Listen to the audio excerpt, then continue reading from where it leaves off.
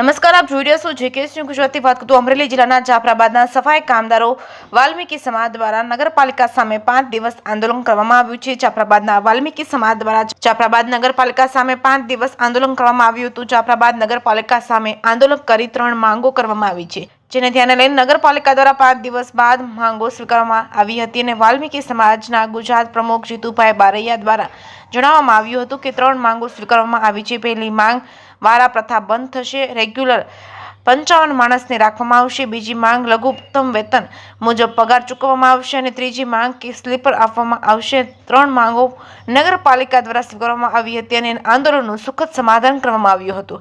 જેકેએસ news Gujarati સાથે કાઉશા કનોજિયા, જાફરાબાદ. મારું નામ જીતુ બારિયા, સમસ્ત વાલ્મીકી સમાજ ગુજરાતના પ્રદેશ પ્રમુખ. જાફરાબાદ નગરપાલિકા સામે 5 દિવસથી આંદોલન ચાલતું હતું અને અમારી મુખ્ય માંગ હતી કે જે વારા પ્રથા બંધ થાય અને રેગ્યુલર બધાને રાખવામાં આવે કાયમ માટે. તો 55 કર્મચારીને રેગ્યુલર માટે રાખવામાં આવશે, કોઈને વારા પ્રથામાં નહીં રાખવામાં આવે. બીજી માંગ કે એને લઘુત્તમ વેતન મુજબ પગાર ચૂકવવામાં આવશે. ત્રીજી માંગ એવી હતી કે એને પગાર સ્લીપ આપવામાં આવશે.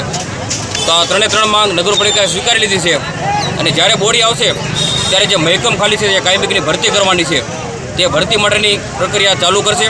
તો અત્યારે જે કાંઈ અમારા પ્રશ્નો હતા તેનો સુખદ સમાધાન થયેલ છે અને અમારી માંગ સ્વીકારી દીધેલી છે.